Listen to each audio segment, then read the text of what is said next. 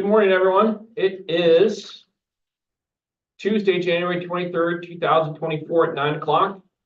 I'm Dave Fulgerson. I'd like to call to order the Nevada Resilience Advisory Committee and ask Shireen to call the roll. Good morning, everyone. Dave Fulgerson. Present. Billy Samuels. Present. Taylor Allison. Present. Andy Ancho.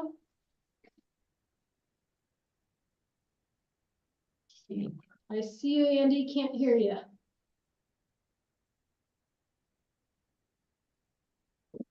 We'll come back to you. Okay,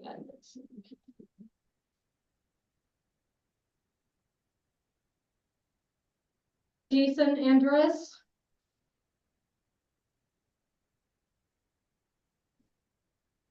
Roy Anderson. Present. Travis Anderson. John Backadall. I am here. Noah Boyer. Present. Lee Cabanis. James Chrisley. Here. Good morning. Diane Clarkson.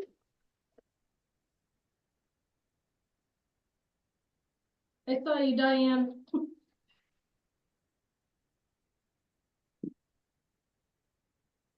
Joe Colacrucio.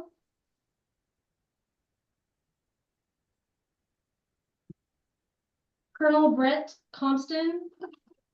Bob Denmark. Present. Kelly Echeverria. I am present, and you nailed that pronunciation. You have no idea. Andrea S. Present. I'll now screw up on everyone else's name. Janine Freeman. Here. Timothy Hill. Eric Holt. Good morning. I'm present. Chris Lake. Carolyn Levering. Here. Rachel Marchetti. Present. Ryan Miller. Present. Akeem Patel. I see you. He's connecting to audio.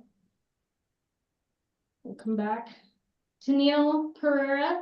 Here. Matthew Peterson. I am out here on the line. Ken Coiner.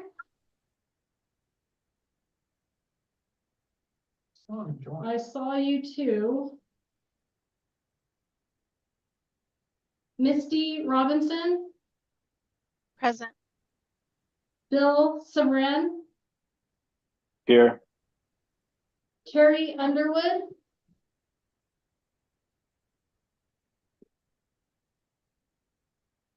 Bunny Bishop.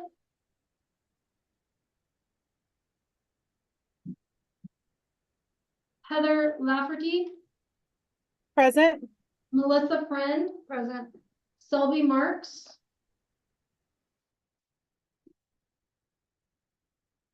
Kimberly Palma Ortega.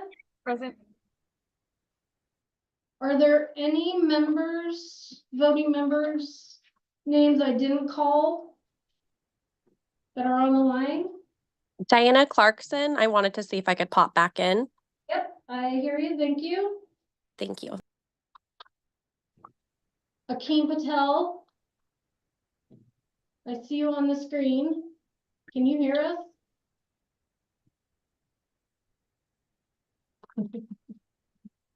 All right. Yeah, this is Andy Ancho. Can you hear me now? Yes. Okay, I am here. All right.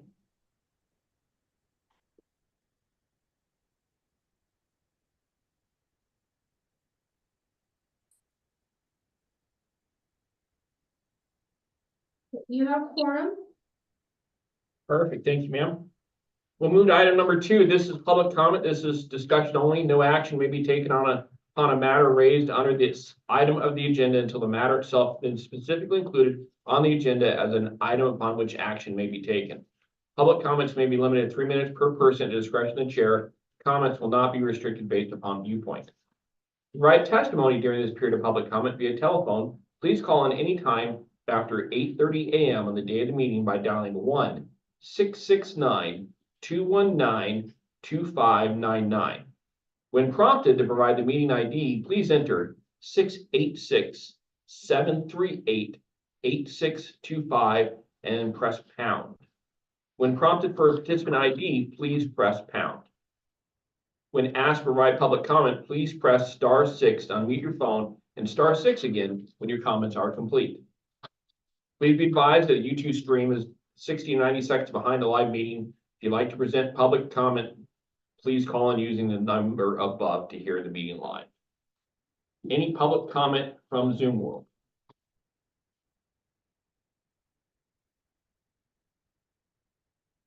Okay, hearing no public comment from Zoom world. Any public comment here in Carson City? Dave, Matt Peterson, not a public comment, but I go back. Lee is fulfilling his civic duty as jury selections today, just for your information on the notes. Perfect. Appreciate that, my friend. Thank you. Shireen, did we have any written public comment ahead of the meeting? No, we did not. And anybody on the telephone, *6 to unmute yourself. If you're watching YouTube, I believe you're probably caught up with our timeline now. *6 to unmute your phone if you have any public comment. Okay, hearing and seeing no public comment, we will close this agenda item and move on to item number 3. This is approval of the minutes. This is discussion for possible action. The committee will discuss and review the minutes of the October 24th, 2023 committee meeting. The committee will determine whether to approve the meeting minutes. Does anybody have any recommended changes to the agenda or to the minutes? If not, I'll take a motion to approve them. Jeannie Freeman for the record. I make a motion to approve the minutes from the NRAC meeting on Tuesday, October 24th, 2023, as written. Okay, I have a first from Jeannie, This is Andrea S. from North Nevada Public Health, and I second the motion. a second from Andrea. Any comments? Discussions? All in favor, say aye. Aye. Aye. Aye. Aye. Any opposed, say nay. Any abstentions? Hey Dave, this is Taylor Allison. I'll abstain since I was not a member during the last meeting. Perfect, thank you, Taylor. And Akeem Patel is having microphone issues, but we did see his thumbs up as approving the minutes as well. Okay, motion moves as approved. We'll move on to item number 4. This is Northern and Southern Centers for Independent Living. This is discussion only. Heather Lafferty. Ms. Lafferty will introduce members of the contract team supporting the Northern and Southern Centers for Independent Living, developing a disability-focused resource for Nevadans with disabilities. The committee will learn what this partnership can do to support local jurisdictions, help in messaging for disasters and emergency preparedness, specifically for people with disabilities living independently in Nevada. Ms. Lafferty. Hello, Heather Lafferty for the record. Thank you. So the Centers for Independent Living, if you aren't familiar, are a community-based cross-disability nonprofit organization designed and operated by people with disabilities. If you're not familiar, some of the services they provide are peer support, information and referral, individual and system advocacy, independent living skills, training and transition. And I wanted to introduce this collaboration today between the Centers for Independent Living, the Nevada Division of Emergency Management, and the Governor's Council on Developmental Disabilities, because it's not only going to be a great resource to Nevada, but the CILs are across the country playing an increasingly important role in disasters. In Florida, we see them designated as Emergency Operations Center partners at the state and local levels. In multiple disasters from Massachusetts to Hawaii, They've supported Disability Task Force in response to efforts. And the Northern Center for Independent Living has committed their grant money and hired contractors to help develop a preparedness website completely focused on serving Nevadans with disabilities and preparedness.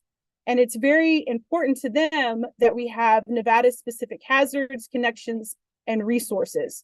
So I'm going to let the team introduce themselves.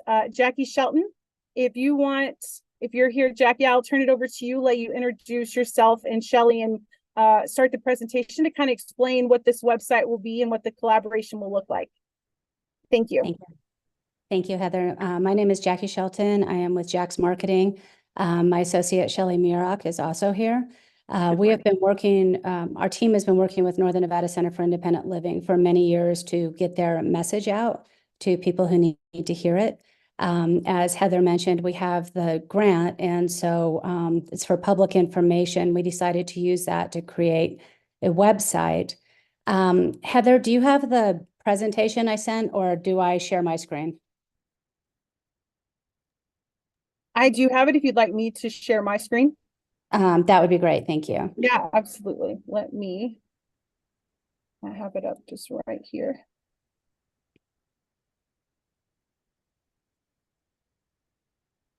And can everybody see that okay? Thank you. Excellent. Yes, go ahead. So as mentioned, a lot of the grant was based around COVID education, which obviously we've been doing for since 2020 now. And so we decided to go beyond that. Go ahead and click. And so our goal is to educate older adults and people with disabilities on all, and as well as their caregivers, on all different types of emergencies and how they can respond to them specific to their disability. So you all do a really great job of educating people on what we need to do in case of a fire or in case of an earthquake or something else. So we're very focused on what somebody who's blind would do in that circumstance. Can you change that, please? I should have done this myself. I'm sorry. So what we're working on, we want to partner with, obviously, all of you, Health and Human Services agencies. We want to get the information out to older adults, people with disabilities, and their caregivers. So in our research and talking to people with disabilities, somebody came up with a line that we love, which is that we are all our own first responder, that we're responsible for ourselves in the event of an emergency.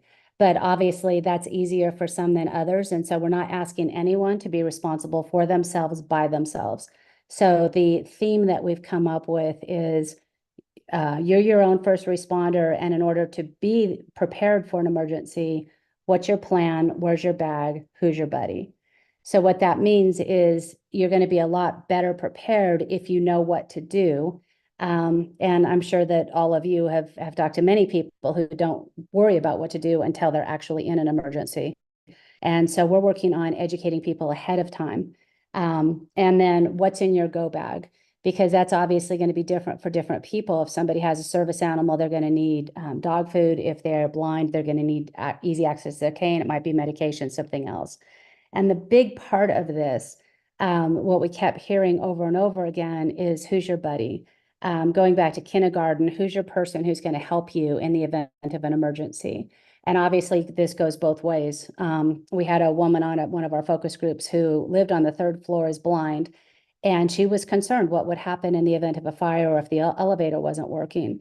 And the easy solution on that was if she had somebody else on the third floor that she can depend on, but also who can depend on her. And so what we're focused on is giving people the tools that they need to be prepared, and also encouraging them to reach out to their neighbors so that they can help each other. So these are the different categories of disability that we're addressing: visual impairment, deaf and hearing loss, cognitive, mental, emotional, physical, medical, age-related. The big categories we've come up with, obviously general information, how to be prepared generally, pandemic, because well, we're not out of this one, and we're probably going to have another one: heat wave, flood, fire, earthquake, snow and blizzard, and terrorism and shootings. So our solutions to this challenge is we're working on creating a robust statewide website. And there's a lot of information out there. Like I said, you all have done a really good job of getting the information out there on what we should do to prepare for wildfires or for being trapped in our homes because of snow. So we're gathering it. We're gathering all of that information, and we're doing that through obviously what you've posted on the internet, but also through interviews. And I'm really excited that Heather invited us on this call today, because we are going to be reaching out to many of you to get your specific information. Because we are doing, in addition to general, say, for example, fire. We'll have general information, and then we'll have if you're blind, if you're in a wheelchair, if you have an emotional illness, if you have if you're deaf. So we're going to go specifically. We're also doing it by county. So we're saying which count, like what are the primary emergencies by county? Because obviously Las Vegas is very different than Incline Village. And so we're focused on that, as well as what your existing emergency plans are. So we're sharing, this is what you need to be prepared for primarily if you live here. And then here's your contact information. And here's what you do in case of an emergency in those areas. The website will be in English and Spanish. And we're actually working with interpreters. So it'll be two completely separate websites, one in English, one in Spanish. And we're working with a transcreation team to make sure that we're being sensitive to culture. And in addition to those two languages, we're also working with, we're talking to people across the state. We're trying to be sensitive to our demographics and talking to people, different ethnicities, cultures, age, gender, and obviously disability. And this website obviously will be mobile friendly, since a lot of our target audience are looking at their information on a phone or a tablet. As I don't have to tell you, a lot of people, that information is not enough to get them to go get the information. So we're also creating a series of short films that will feature people with disabilities talking about being in specific emergencies and how they handled themselves.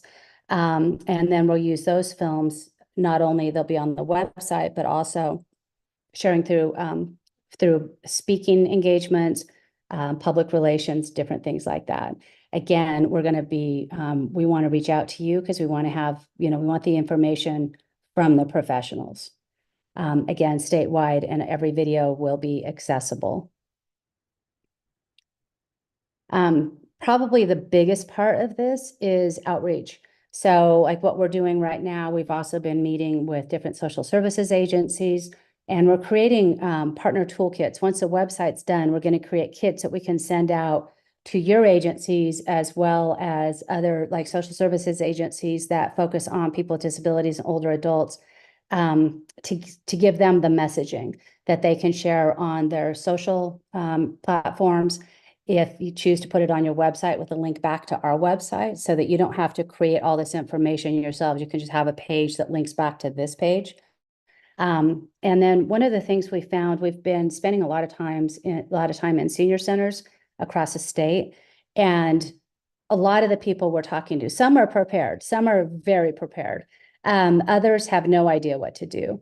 And so we asked how they would feel if we sent either one of our team or somebody to go in and do training, or just send the curriculum. So a church in Elko, that they can do the training themselves. That is one of the things that came out of our research, is a lot of people depend on their churches for information. And so that has become one of our target audiences. And like I said, public relations. Once everything is done, we'll be sharing this information with media throughout the state. So what we're letting you know what we're working on now, to let you know we are going to be reaching out. We would love to hear from you as well. I've been doing research on the internet. What's the top 3 emergencies in Churchill County? So I have what it says there, but we'd love to talk to you and find out from you what you think it is. And then we need to simplify that, because a lot of these emergency programs are, might be 24 pages. And so we're going deep into that to find what are the 3 things. Most people, it can be hard to access that kind of information. And so we're going and grabbing that and saying, here's the 3 things that you need to know, not 7 things. So that's the big part of this is we've just started doing the research and outreach in December. So we're at the beginning process of this. We're hoping to have the website finished by April. And then once it's done, we're going to do a lot of testing with people with disabilities to make sure it's completely accessible before we start sharing it publicly. And I think that's the last slide. Yeah. So this is discussion only. I don't know if questions are allowed or if that's something that we do offline. No, absolutely. This is the time and place for discussions on this. That way we can get the local emergency managers to find out how to contact you and give you ideas and make this work out best for everybody in the state. Great. Thank you. So Billy, am I calling on people or are you? I'll let you go ahead and do that. Okay. Billy Samuels. All right, hey, thank you for this presentation. I think it was good. I have some questions regarding the time frame, when you're going to be pushing things out, when the link is you're going to push directly to media. We have a direct relation with our PIOs. I haven't seen anything on that on here. You guys are going to send to media. I don't really appreciate that. I think it needs to go through our communications process first to make sure we approve and agree with the curriculum. If you're going to have a curriculum going out and it's going out to our churches and that affects our VOAD, I think we need to discuss what that looks like here in the South. It could be totally different what they have in the North and the East side of the region. Again, I think this is great, but I think April's pretty aggressive. I also would think it'd be nice to have just the liaison, which I would think Heather could be for all of us, because this is kind of a big piece and it's needed. But I also don't want to, I can't, and my staff can, or the city of Las Vegas or Henderson or Northtown or Mesquite or Boulder City can take on a project like this with the expectation that we're going to be able to give you all the information you want in a timely fashion to get that website up. So I would ask Chief Fogerson if Heather can be the conduit for Clark County for us on the AFN side when this goes forth, and then make sure we engage. I don't know if you want Gail Powell to do it or if you just want me to coordinate with all of our PIOs here, but we want to make sure we get the correct message across for that to come forward. I think it's a great project, but it's pretty ambitious. Trying to have an April launch date and then the update.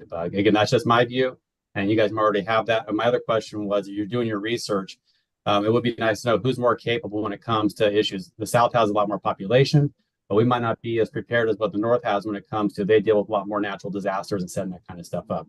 So it'd be nice to see those percentages and where we need to increase some of our capabilities down here versus up there and vice versa. That's all I had, but great presentation, and I do look forward to it. It's a pretty big lift. Okay, absolutely. What we were thinking is that we would start with the PIOs, which we have started to do in some of the counties, start with the PIOs, and then have them contact us, get us in contact with the right people.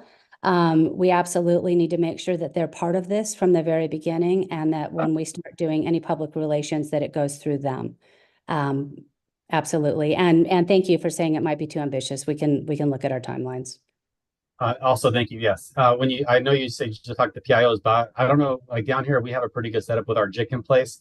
If you just start with, I don't know if you talked to my county PIO with Jen Cooper and her division over there, but she'll be able to wrangle all those PIOs together and get you as a point of conduit for that side. So she hasn't mentioned this to me, and this is something that she would normally bring to me. So if you haven't reached Jen Cooper, then you probably haven't even started with the Clark County PIO side or even communications division. So we can help you out with that as well. Thank you. We haven't. Like I said, we started in December, which became a very difficult time to start. It's a bad month to start trying to do outreach. So we're getting a lot more aggressive now. Heather, for the record, Jackie, I'm just going to step in real quick and just one of the reasons we wanted to bring this to NRAC first is just to kind of introduce the project, to let you know who they are, what the project is, and that they'll be reaching out to the PIOs. Kimberly and I are leaving from this presentation to catch a 12:40 flight to Carson City, where we'll be doing training over the next couple of days in coordination with the Centers for Independent Living and Jackie and her team, so we can get a plan developed and ready to go. And I will absolutely, of course, always help coordinate for Clark County with access and functional needs. So I would definitely be that liaison. Thank you. Jackie, if you wanted to call on thanks, Billy. Thank you, Heather. Andrea S. Yeah, hi. So Andrea S., Northern Nevada Public Health, formerly Washoe County Health District. And first, I just want to say thank you to both of you and everyone that you've collaborated with so far on coming up with this idea and trying to push it out. I know it's something that public health especially has talked about for many years and have tried and unsuccessfully tried to really implement or be able to push stuff out to this community. And it is really about the entire community, the whole community. I also wanted to say that I look forward to a partnership. We'll work through our county emergency manager on how things can get pushed out and how we best can support this process. I'm also a very ambitious person on timeline, so I applaud you for trying to get that done. So if anything we can do to support you, but any heads up and trying to get you information, so we have time to gather it, we'd be more than happy to do that. And then in the future, I would really like to see, we've worked a little bit with the Center for Independent Living here in the North. Probably 10 years ago, we did a lot more work with the organization. Now we, sometimes the staff participate in our pods and with our community reception center. But we have a lot more growth we can do. We have a lot more that we can do to engage and work with you guys and learn from you. So thank you. And then we'll work through Kelly and figure out whatever best way we can support you guys in this endeavor. Thank you. And Lisa Bonney is on the call, the executive director of NNCIL. So she will reach out to you for those partnerships. Thank you. Jean Freeman? Jeannie, thank you, Jackie. Again, I appreciate this presentation and so forth and the approach to this challenge that Nevada's had for quite a long time. A lot of our emergency managers are on this call, but there's many that are not also on the call. And so I do think that it would be important to have this information shared with the emergency management group so that they can have that conversation and that they can be aware. It's nothing like getting caught off guard, Right. not being, and then all of a sudden something's going out into your community. They're also an excellent source for the research that you say you're conducting as far as the hazards associated with the different counties. Mhm. When you're looking at the different dynamics of the populations that you're serving and stuff, I want you to not forget about the rural versus urban environment. Right. That's incredibly important. It's not just about gender or Spanish or, you know, those types of things. We need to make sure that it is a dynamic that fits also with the rural communities, especially because of the distance that is often experienced within some of our rural counties. One of the questions that I do have for you is that you identified that you're looking at the research associated with what the top 3 hazards are in each county. And I guess my question is are you looking to update the website in accordance with the different hazards? Because we do try to take an all hazards approach in many of the areas of what we're doing. And so I think that when it comes to responding, that, you know, if for some reason, and we've seen it happen in what we call our thyras and stuff, you know, one round we have pandemic as a hazard, as a leading hazard. But then when we do it again, you know, several years later, the pandemic, while it's still a hazard, it's not the top 3. So I don't know how identifying what those top 3 hazards are potentially impacts what the information is that you're trying to create and share for your website. And so thinking about what some of those things are, and certainly the education for those in a community, they may not even be aware that counties take a look at what hazards are or what they may be. But I think the importance is that regardless of what the hazard may be, that being prepared helps them be better ready for anything that can happen when it comes to a situation. And so just kind of keeping that in mind as you're moving forward with this type of stuff. And the other side tied to the rural and creating a website, whether you want to believe it or not, we have places in the state that do not have reliable internet and do not have the ability to even access it on a phone, you know, and stuff like that when it comes to the Wi-Fi. And so a website can be powerful and can absolutely be usable, but I want to not miss out on those who may need it in another form as well. So having that collaboration, and again, reiterating what Chief Samuels was saying, the work with the PIOs is going to be really important because they're going to know other ways to get that information out, which is something that we want to continue to collaborate with. Thank you. You brought up a lot of points, so hopefully I can address them all. The big message on the website is to be prepared. And then we're going to go into by emergency, by disability on the website. We're also going to have by county, specific information by county. And this is going to be housed on the NNCIL website, and we will be updating it as things change, because absolutely, you know, pandemic is still important, but it's probably not top 3 anymore. So as things change, and that's the big part that's so important, that we collaborate with all of you to make sure that we are current. We don't want to in any way be giving people information that's not 100% accurate. And we have spent time in the rurals, going around and talking to people in our target audience. And that has come up a couple of times about the internet service. One of the things I neglected to mention is that there are downloadable, we're going to have like a downloadable emergency plan, as well as a downloadable go bag list that you can make specific to your own situations. And so we've been talking to some of, like, for example, the senior centers. Can we go in there and do a presentation and then download this information that people can handwrite what they need for themselves? We know that we need to get creative with this, and we know that this cannot be a strictly digital solution. Absolutely. Yeah, so Jackie, just to follow up on that, I appreciate looking at the diversity of the different hazards and stuff that we have and how to approach those.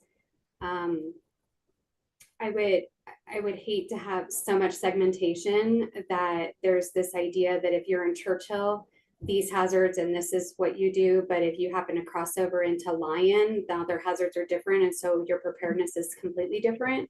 I do think that there are some universal aspects of being prepared that can be emphasized, that regardless of what the threat is or what the hazard is, that doing those things at least give you a foundation of, regardless of where you're at, you would have that awareness. Absolutely. Are you saying that, so on the county information, are you saying we should not focus on emergencies there, but just contact information and only do the emergencies on the general side? I think you need to have that conversation with the emergency managers, because this is an asset and a tool that will really be emphasized through them. And so again, I think before you get too far into the development phase, as Chief Samuels was saying, April's aggressive.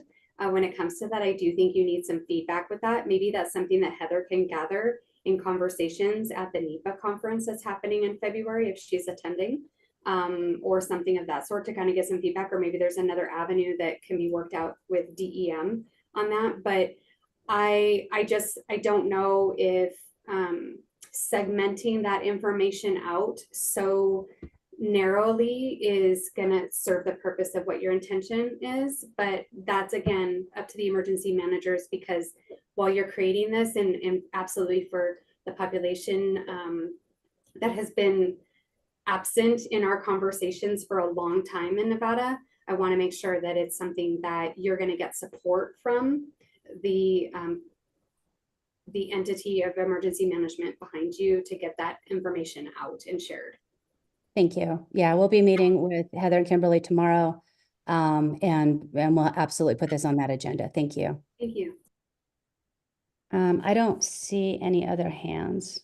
This is Bill Elliott for the record with the Division of Emergency Management. I'm the preparedness manager.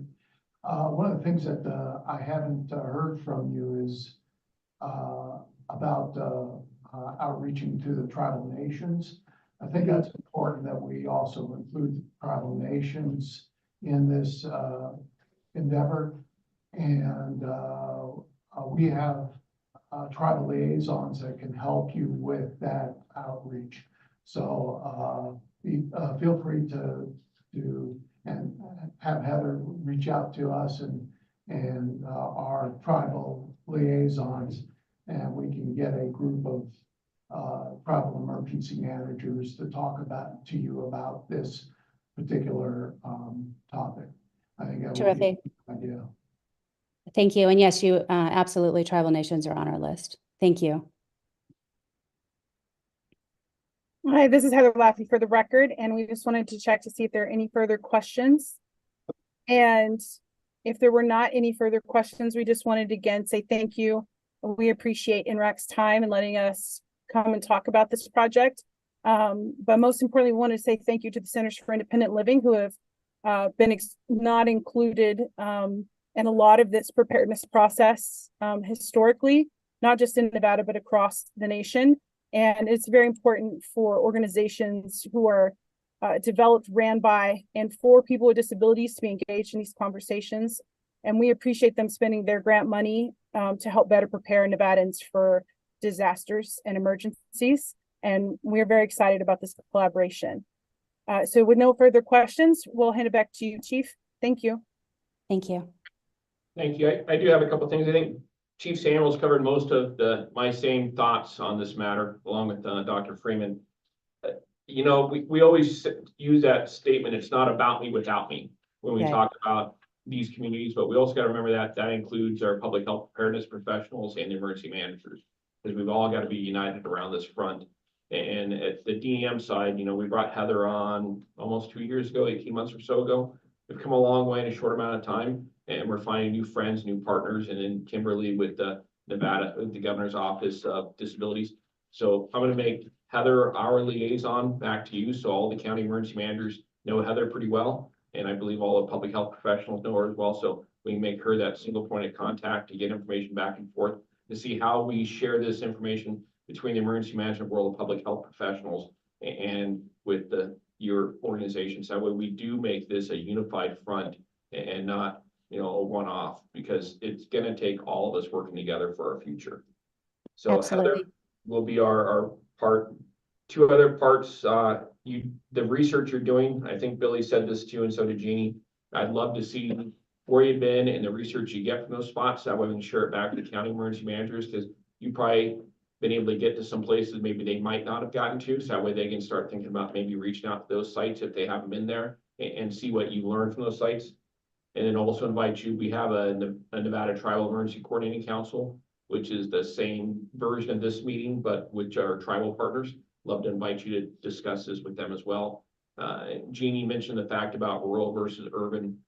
Not only do we think about disabilities, but we also got to think about rural as a subset population that has specific needs. You know, the Yamba tribe is a dense center in the state of Nevada, and you can't get there from here in inclement weather. And so how do we make sure that that tribal nation is protected? And obviously most of the people that live in rural Nevada are a little more robust, like Billy talked about, but we're seeing more of an influx of people that aren't used to living in the rural areas, don't realize they're in a healthcare desert. They don't realize they're in a desert for services. They expect to call 911, have 4 engines, 2 battalion chiefs, a truck, 17 cops, and a couple of doctors show up, without realizing that there's a volunteer ambulance that's going to ship them on a helicopter because the nearest hospital is 6 hours away. And so the more that we can work together and get this information out and collaborative is very important to all of us. But thank you guys for what you're doing for us. Thank you. Okay, I'll close that agenda item. We'll move on to item number 5. This is Urban Search and Rescue, or USAR Nevada.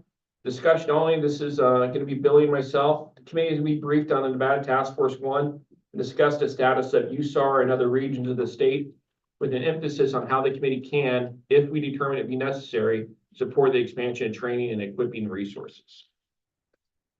And before I turn over to Billy and I have been having a sidebar conversation for like 100 years now, it seems. And we've had these conversations in NRAC before, when NRAC first started, about we've got one USAR team in Nevada, and it's the best USAR team in Nevada, and it's down there with Billy. But what do we do when we have the earthquake again in Wells?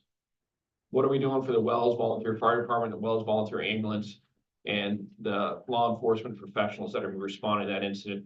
Make sure that they're prepared in that initial phases. What are we doing up here in Northern Nevada? How do we share that, the huge investment the federal government's made in Southern Nevada? How do we use some state leverage to get that elsewhere?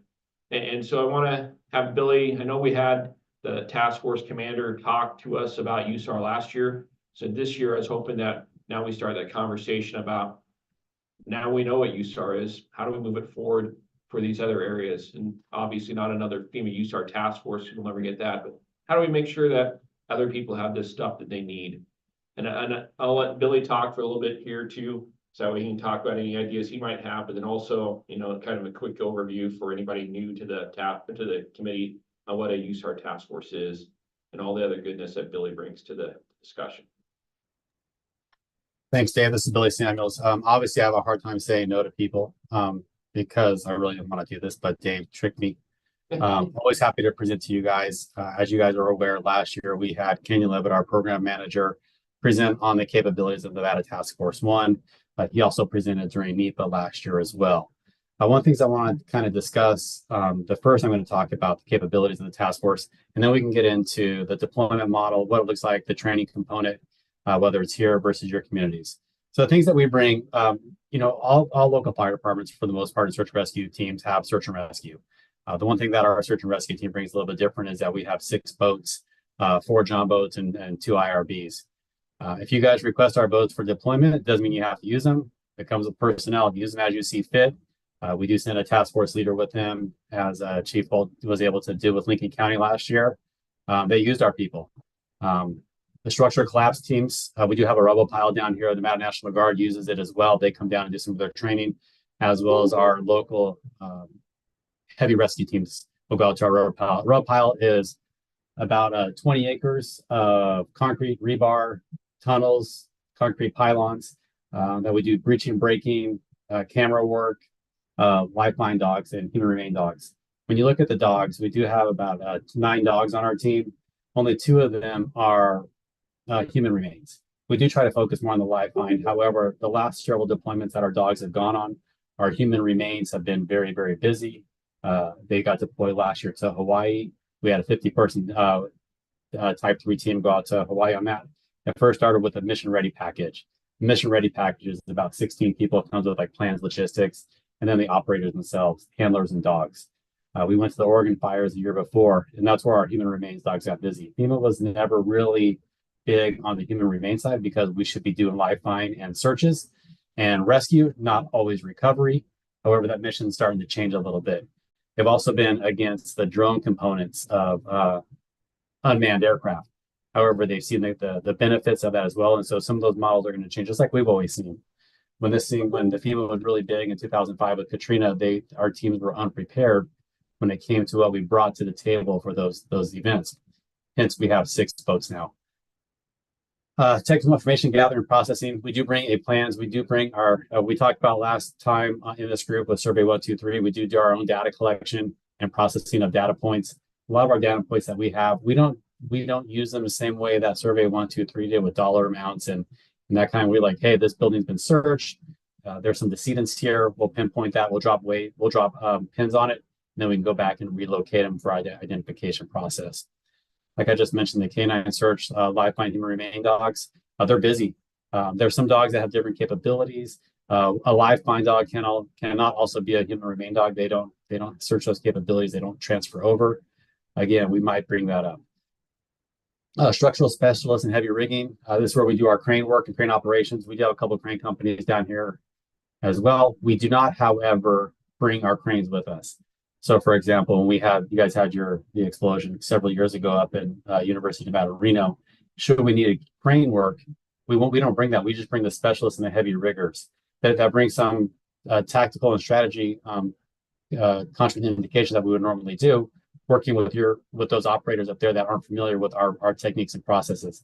So that'd be one of those things that I'd really love to see our engineers and heavy riggers come up to your guys' side and kind of see what the process looks like for them. Hazmat monitoring, we do have, obviously everyone has their hazmat teams, but if an incident does occur in your guys' jurisdictions, they're going to be taxed real quick. I'm sure Noah can probably go on that when it comes to the bomb side as well. We have those capabilities down here that we can send up. We do have a hazmat, it's called the HEP. Don't ask me what it stands for, I just know what it does. There's only 7 teams in the country that have these trailers, and we're one of them.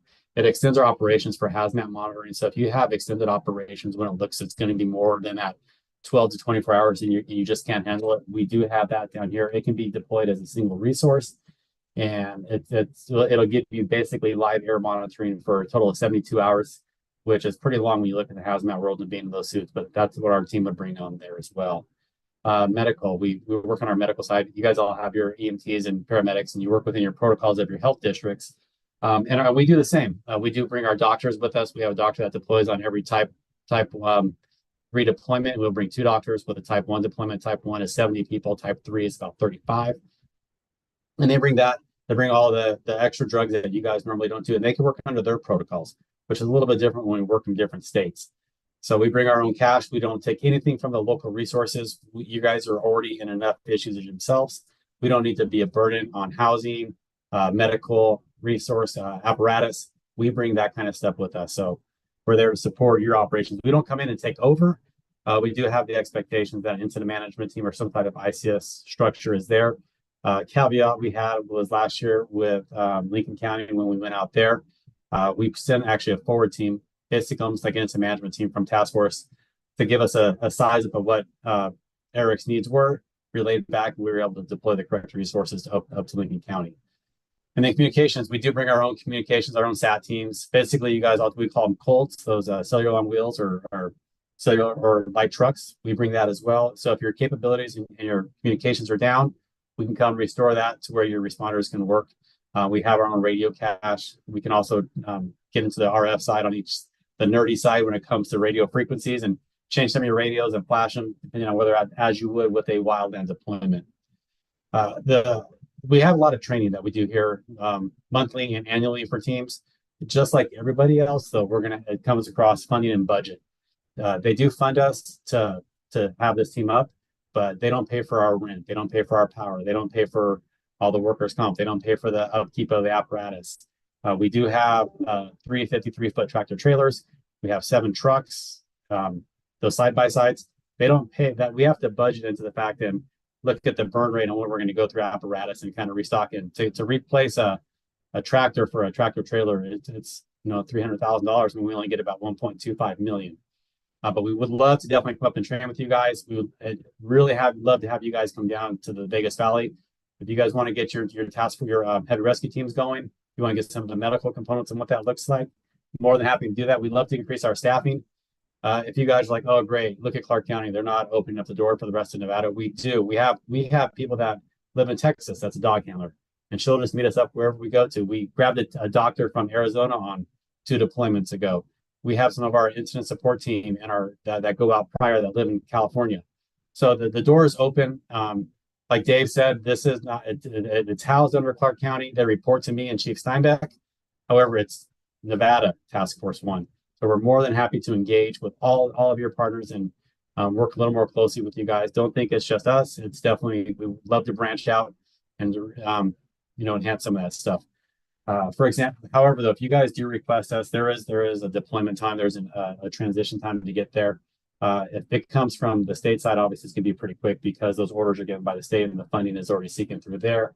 If it comes from a federal declaration from another state, it takes a little bit longer. It normally comes directly to my office. And then I usually relay the message back to Dave and his team to let you know that those orders did come through. Dave does have the ability to say, no, we're not sending Nevada Task Force 1 for the simple fact that we might have an issue going on up in north that we didn't know about. However, we do like to go out the door and help those other jurisdictions that we signed up for. If you guys do request us, we have 4 hours to get out of the door if it's by ground. We have 6 hours if it's by air. We've only flown 2 times. One was to 9/11 and the other time was to Hawaii last year. We'd like to go by ground. We like to bring all of our stuff with us. It's just our cash is a little bit easier to go with. So you got to think if it's up to northern Nevada, to Lake Tahoe side, our trucks aren't going 80 miles an hour down the road either. You have 4-hour deployment time and then probably another 8-hour drive time. So kind of factor in, you guys are going to have to be by yourselves for our assistance for the first 12 hours. Other than that, well, there comes support, get you guys back on your feet, and then we're going to leave as soon as you guys have that. Normal deployment's about 14 days. Sometimes it includes transition time, sometimes it doesn't. It just depends on the needs of the jurisdiction. And we can extend, we've been extended up to 21 days. Chief Ferguson, I hope that's kind of what you were looking at. More than happy to answer any questions, and always like this topic. This is a good one. Absolutely, Chief Samuels. Thank you. What Chief Samuels just said, 12 hours to get here. And so that's something that I think we all need to keep in mind, that 12 hours is probably on the shy side of them hustling and being able to drive here to wherever that location is, based upon all the other stuff that still might be going on back at the ranch. And that's my concern, is how do we make sure that Elko, Carson City, all these other communities have got those resources in place. And I know that Carson City and Reno Sparks have been working on Rescue Systems 1 classes, and they've got a lot of equipment. But I just want to have that discussion with everyone on what do we got in Eastern Nevada. And Matt Peterson's here from Elko Fire. He can talk about that. Andy Ancho, if you want to talk about what you guys have there in Reno, to where do we shore up this ability as a statewide needed resource since we do say earthquake's gonna happen someday, how do we make sure that we have that resource ready? Whether it's rescue systems one, which is like the engine company response to a structure collapse, or we have equipment that's available. How do we do that? What's the role of everyone? What do we think we need to do? So Matt or Andy, if you guys want to talk about what you guys got and what you guys think are gaps or holes, and that, I'm just loving to have that discussion. Matt Peterson, Elko County Fire. So between the city of Elko and all of our local agencies and Elko County Fire, we have basic type 3 USAR capability. For example, if or when another Wells earthquake happens, we have the ability to respond, do immediate assessments, some life safety issues. Elko County Fire also has multiple pieces of heavy equipment that we can mobilize to areas for life rescue or stabilization. We are available for our neighbors. They just have to call and ask. We're looking to build that capability. Billy and I have had discussions. Just time and capability and capacity has prevented us from utilizing the Las Vegas USAR team to come up and do some additional training and stabilization and assessment work with us. So that's kind of a gap that we've identified is more just the capability and time to make that happen. We'd like to continue to build that capacity and utilize some of those other trainings that Las Vegas or Reno has in their rubble piles. But the challenge for us is mobilizing and stripping our own area to get there to do the training. But that's the end of the report for Elko, unless there's questions or comments or concerns. No, thanks, Matt. I appreciate that and the efforts you guys are taking out there in Eastern Nevada. It really comes down to that capability of how do we get the training to the right folks while still taking care of business back at the ranch? Because if you guys all leave Elko to go to Vegas for that class, who's providing protection in your home community? So how does the state assist to get you the resources you need to do that? And I can remember, it's probably been 25 years ago, we actually used a guard and we flew Task Force 1 at the cost of the state up to Reno, and we did a 24-hour exercise at the old Dodd Beals Fire School. And I think that's the last time that we actually did that, and we had that discussion with Hawaii about how we could move the USAR team from Nevada to Hawaii on a guard resource ship, and we're trying to figure out that avenue. And the only other time we remember doing it was about 25 years ago. So it's those kinds of things that I want us to brainstorm and think about and have those discussions, and talking with Billy about how do we leverage that federal asset, throw some state funds into it and some local funds to make it good for everybody. And Andy, I see you're unmuted. Love to get your perspective on some of this as well. Yeah, hey, Chief.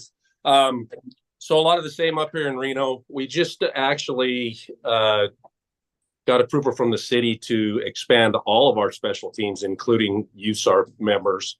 We have our heavy rescue, a new heavy rescue we got in that we're outfitting, tons of training, but also, as we know, we get one major call here, we'll be immediately overwhelmed resource-wise, even with our partners at Sparks and TM, Carson City. So, of course, Nevada Task Force is always in the back of our mind, but I have not spoken with Billy about that too much, which is something that I really need to do.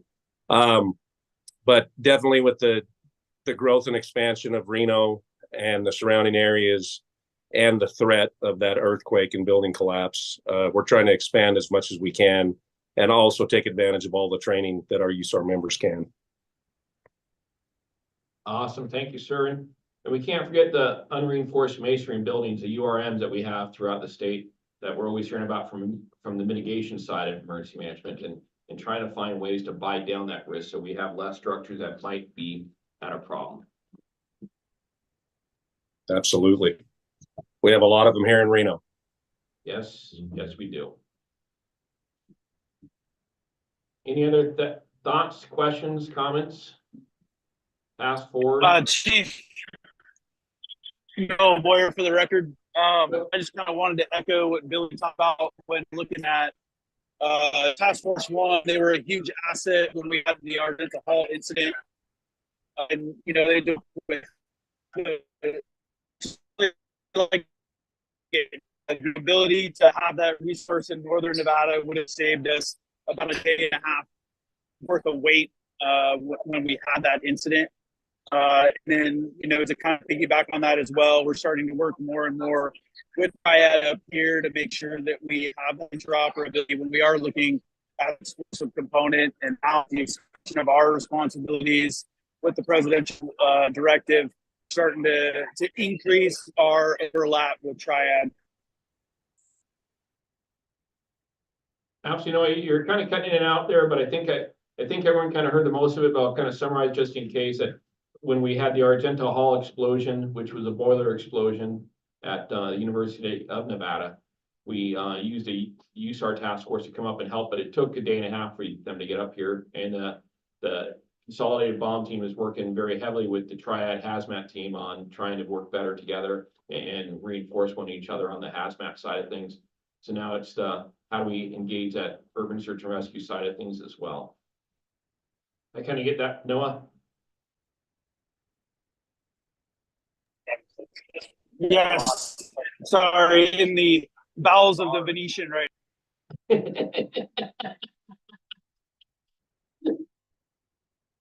No worries.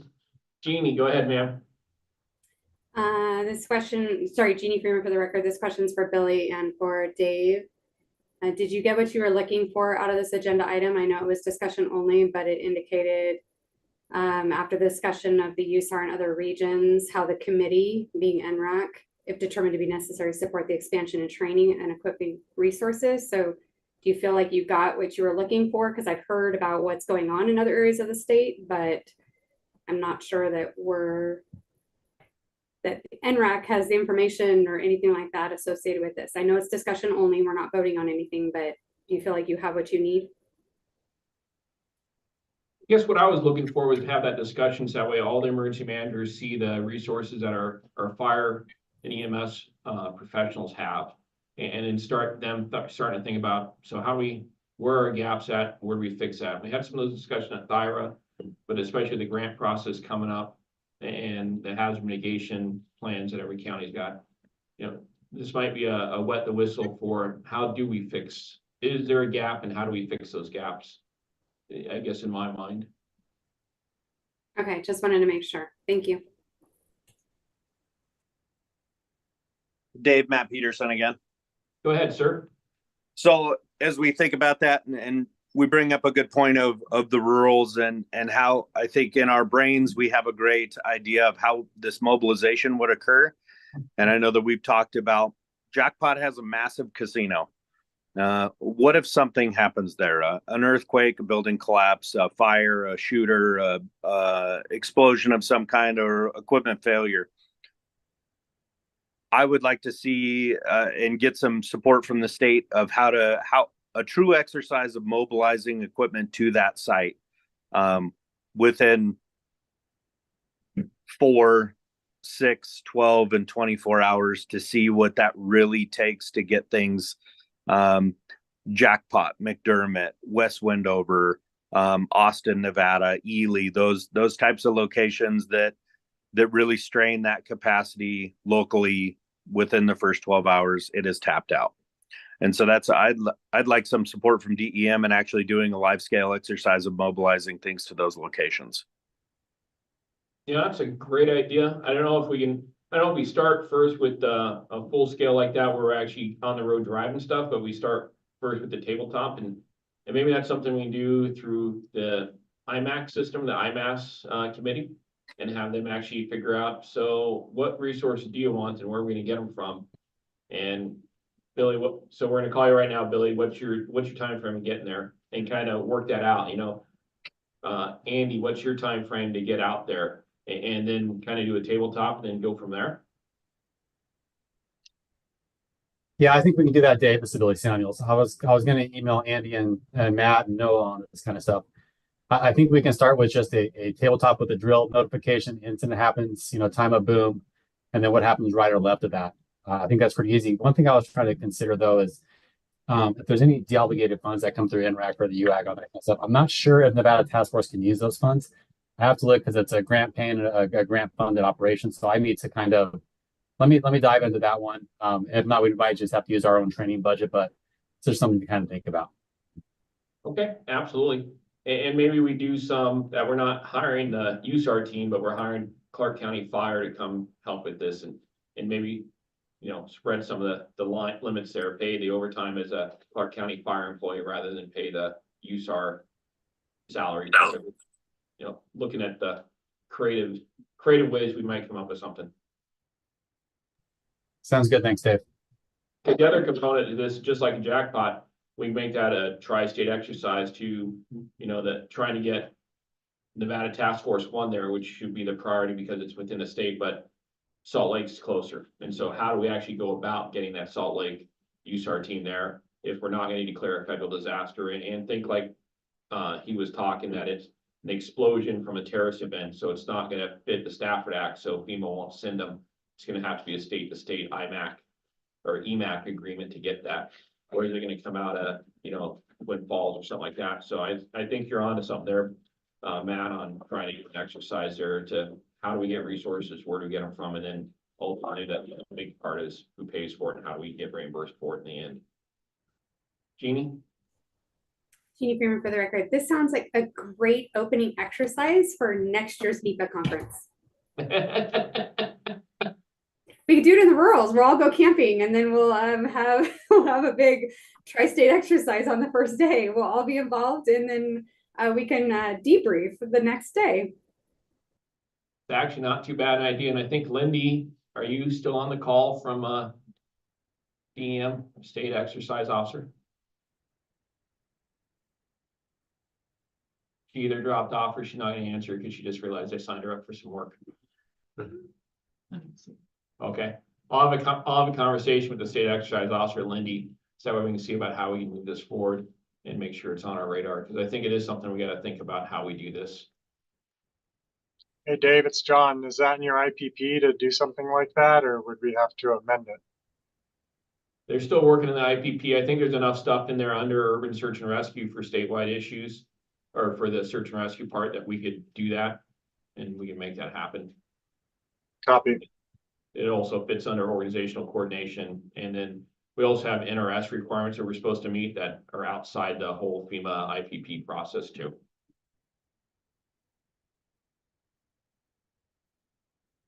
Any other questions, comments, concerns, or ideas on this topic? Okay, I'll close item number 5. We'll move on to item number 6. This is Clark County Impacted Persons Database. Discussion only with Misty Richardson from the Clark County Assistant Emergency Manager and Misty Robinson, the Southern Nevada Health District Public Health Preparedness Supervisor. Committee is being presented with a demonstration of the newly released Impacted Persons Database Clark County's piloted for victim reunification. Good morning, everyone. Can you hear me okay? Yes, ma'am. Okay, thank you. I have my partners here today with me on this call. 2 are members of the NRAC, Misty Robinson and Tennille Pereira, who is both have been very deeply involved in this project since the onset. And we also have a representative from MAVQ. His name is Adam Turner. And if at this time I could have Adam, you share your screen, it would be appreciated.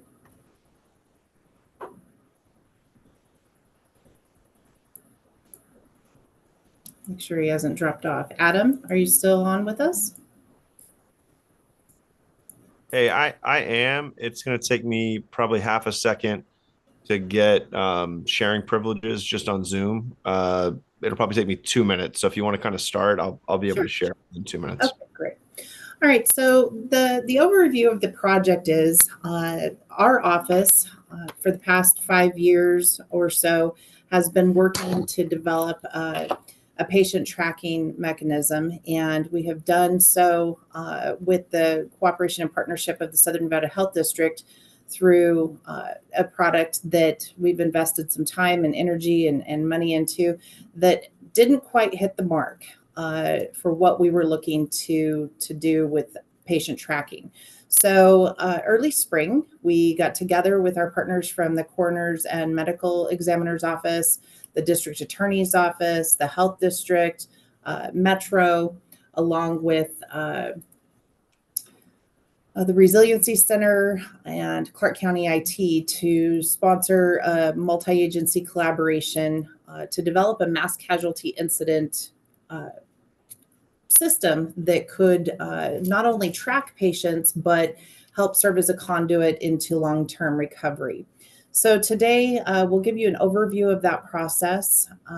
As I introduced our partners, we will also have a short video from our senior leadership and those that are involved in the project. And then we will give you a brief demonstration of the case management system at a high level and some of the features that we plan to deploy prior to Formula One. We deployed this about a week and a half before that. And our scope of work, we had built on that in preparation for Super Bowl. So we'll also discuss some of those forward-facing pieces that we will have ready for that event.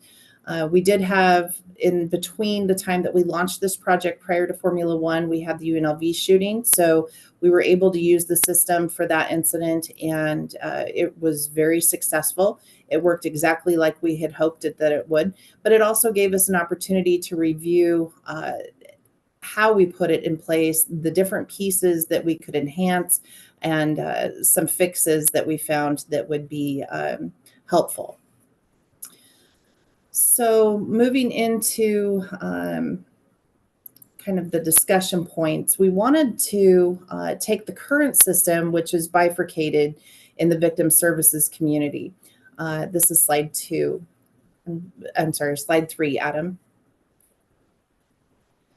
So the bifurcation of that system has left us some gaps in communications. And one of the things that we know best since 1 October is that our systems have to be trauma informed. The support that we're providing those that have been impacted by the incident has to come from a different approach. It's not just throwing everything at them and having people coming from all directions at these people that have been involved in the incidents. So we wanted to make sure that we were working together in a collaborative way, taking multi-systems and being able to track those victim services from start to finish.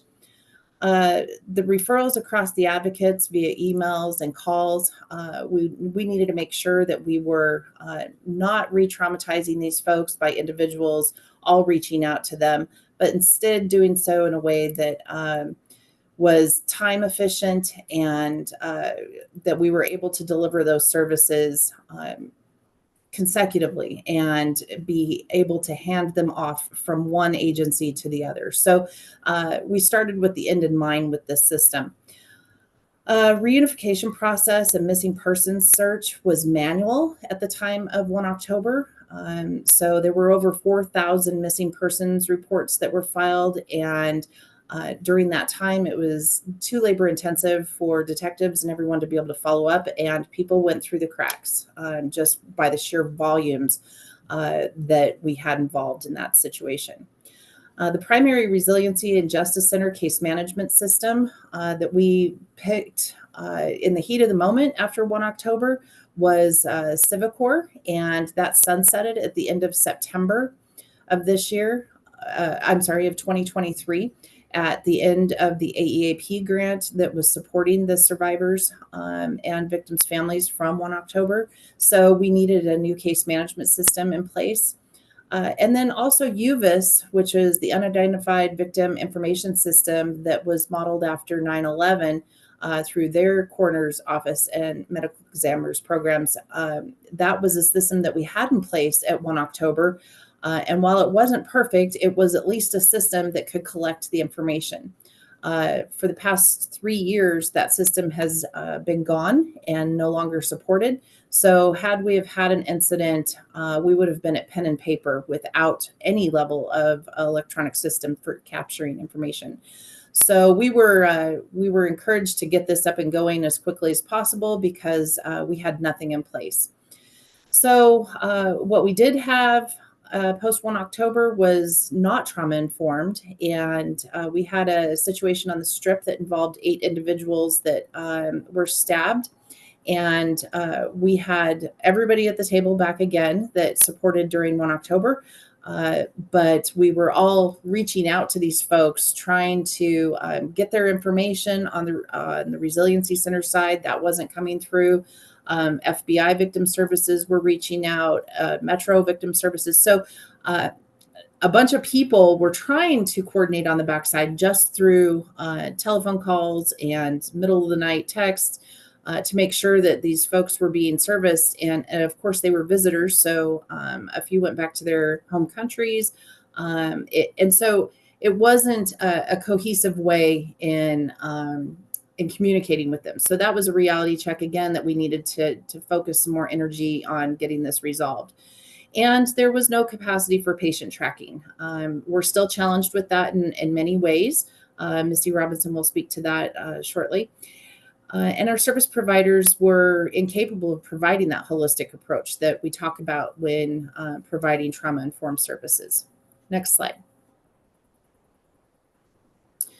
And this slide will have some perspectives from our agency leaders, Chief Steinbeck and Emergency Manager Chief Samuels, along with Misty Robinson and Taylor Pereira. Go ahead. Let me know if the volume is playing for everybody as well. Okay. Following the horrible shooting that occurred on October 1st, just 6 years ago, it was the Clark County Office of Emergency Management's job to provide victim services, to help with notifications, and to reunify families back together.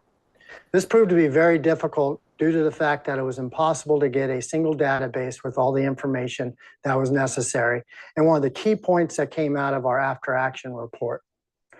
Moving forward, we are determined to make sure that we are more efficient at this and we can provide the proper services that the victims, survivors, and the families deserve. Please support our efforts to utilize the impacted person database for the victims, survivors, and the families to get timely reunification, notification, and support services that they deserve. The 1 October incident was horrific and tragic. While law enforcement, firefighters, ambulances, and hospitals were busy taking care of the needs of the victims, the Multi-Agency Coordination Center, the MAC, was busy collecting and disseminating information. One of the gaps the MAC encountered was patient tracking. Not being able to communicate to a family member where their loved one is gut-wrenching and heartbreaking. We do not want to do this again. Clark County IT stepped up to help create a homegrown system to work in conjunction with the local hospitals, health district, law enforcement, fire departments, and emergency management. The goal has been and will continue to be for our community to be a leader in the nation when it comes to providing trauma-informed victim services.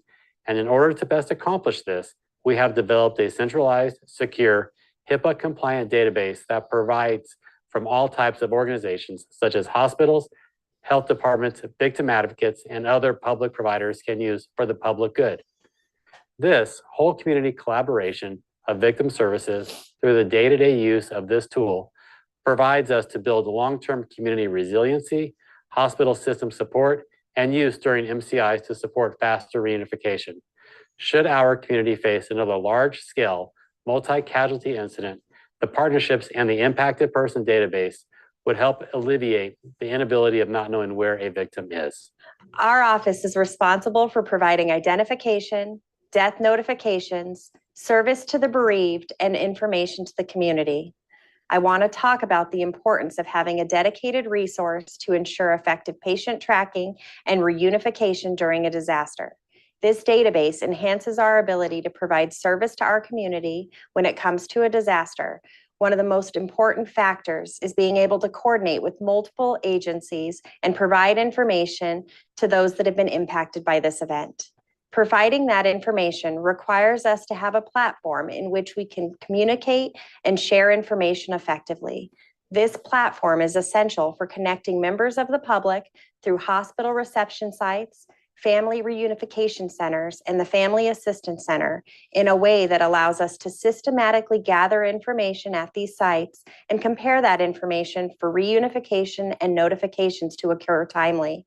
Additionally, having a platform that can cross-compare information being provided by family members and information being collected by us at the coroner's office allows us to better serve the public by providing the support and information that they need. This includes enhancing our ability to connect victims and their families to available resources.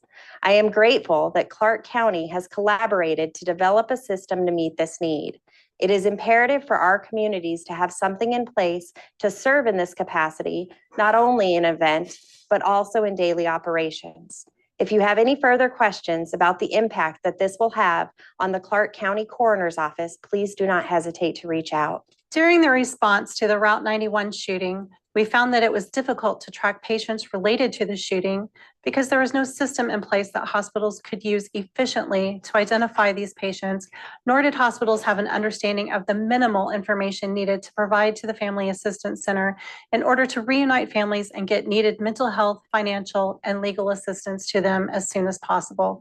With this patient tracking system, initially, hospitals will be able to submit information directly to the health district through a secure health district email, which can then be uploaded into the impacted persons database quickly so that patients can be identified by family members and reunited at the correct hospital.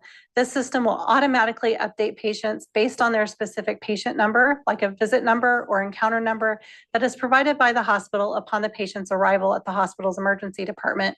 Eventually, this system will allow hospitals to upload their information directly from their hospital medical record systems to the database through a health level 7, or otherwise known as HL7 compatible interface, without having to go through the health district, making patient tracking effortless, keeping patient data safe, and less prone to human error in the transfer of information between agencies. The Resiliency and Justice Center, born out of the Vegas Strong Resiliency Center, is a multi-agency collaborative that provides long-term support to those impacted by violent crime in our community. In the event of a mass incident, we provide a long-term place of healing and support for the community and everyone impacted. Whether we are assisting with one person who is trying to heal from the trauma of a violent crime or thousands from a mass incident, we always strive to provide support in a holistic manner, as we know that is a best practice when working with anyone suffering from the impacts of trauma. After 1 October, we realized that asking trauma survivors to retell their stories and regurgitate basic information over and over is just not trauma-informed. The development of this impacted person database is one more way that our community is leading the country as a model in best practices when providing victim services. I hope you can support us in using this groundbreaking technology to better serve the needs of our community in a trauma-informed way.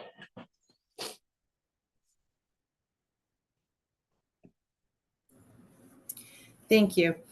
The collaboration between the advocates across agencies is one of the most important things that we have found to be trauma-informed, that warm handoff from one agency to the next so that we don't have that gap and we don't lose these individuals. The Unified Impacted Persons Database and Case Management System allows for that trauma-informed care. We have a dashboard that in the time of the incident, we're able to provide information real time to our policymakers and to those that are trying to share information with the public about numbers of people that are affected, the numbers of folks that may be in the hospital, those numbers for missing persons. All of that information will be readily available for us in the dashboard for the system. Reducing reunification times, we found that with the UNLV incident that happened in early December, we were able within less than 6 hours to reunify over 540 people at our Las Vegas Convention Center where we stood up that reunification point. And we were able to integrate that information directly into the long-term recovery side through the Resiliency Center so that the folks that were reunified through the reunification center could be documented and long-term services could be provided if they were needed. Next slide. Presently, we have been working very diligently with our hospital partners and have established very early on an MOU between the Resiliency Center and the Justice Center with UMC and their social workers. The advocate that we have working for mass victimization, that's the county representative embedded within the Resiliency Center, is the primary person that is working with UMC on that piece. And to this point, we have begun training those social workers, and the Resiliency Center county employee has been making regular visits to the hospital. So that MOU between us and UMC has been very successful to this point as far as getting our foot in the door and having them get that situational understanding about what the project is as a whole and how to support it best. At this time, I'll turn it over to Misty Robinson to discuss the next few bullets. So we do have the State Disaster Identification Coordination Committee, sorry, that should be committee, not center, that has been identified through the NRS statute 414.280 and also identifies for hospitals the minimal information that is required for hospitals to report during a declared emergency under NRS 629.043. There are a couple of issues actually with these statutes that we'd like to kind of float by you guys, and we really are going to need your help with. For example, the statute states that the required information being requested from hospitals is for the use of patient identification and victim reunification. There is no stipulation for use of this information to provide victim services. Hospital case managers, like Misty was talking about at UMC, can use the system after they've worked with the patient, but SNHD cannot provide that information on behalf of the hospital. Also, an emergency has to be declared in order for the hospitals to be required to provide this information.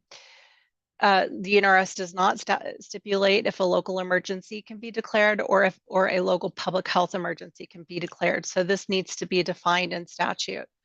For example, the UNLV shooting did not reach the level of public health emergency, and in fact, it was only declared an MCI level 5. So hospitals were asked to supply information to the health district. However, we could not share the information with the Resiliency and Justice Center or with the impacted persons database because there was no emergency declared. So we could only tell them, yes, this person is at this hospital. No, this person is not at this hospital. We could not provide any information initially.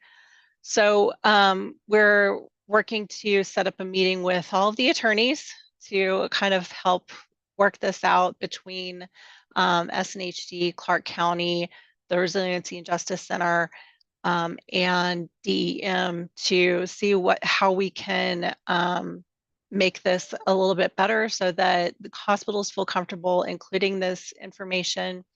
And hopefully once we get the system to where it can actually pull from the hospitals can push data to the database, which is another one of our challenges that I wanted to mention, is that we've got 4 disparate systems here as far as medical record systems. And so we have to, or Adam has to come up with a way to pull that information from those 4 disparate systems, which have different ways of identifying people, which have different, as far as name conventions go, as far as what the name of that visit number is, and there are other information components that need to be kind of integrated into the system so that those 4 systems can be used together, because the whole point is that the hospitals push that information to the system themselves through this HL7, and it's even FHIR compliant. So so it's super safe for patients. It's just that the NRS does not necessarily allow information to be used for case management in victim services. So the long and short of it really is that after 1 October, we recognized that this was an issue. Legislation occurred. We've got the SDIC in place at this point, and we didn't have a tool to manage the process that we knew needed to happen. Now we have the tool, and we have to refine the legislation that will mandate the use of it and the parameters in which it can be used. So it was a chicken and egg thing. So now we know best how we need to accomplish that at this point that the tool is in place. So thank you, Misty. I appreciate your piece on that. Do we have any questions from the group at this moment before we move on?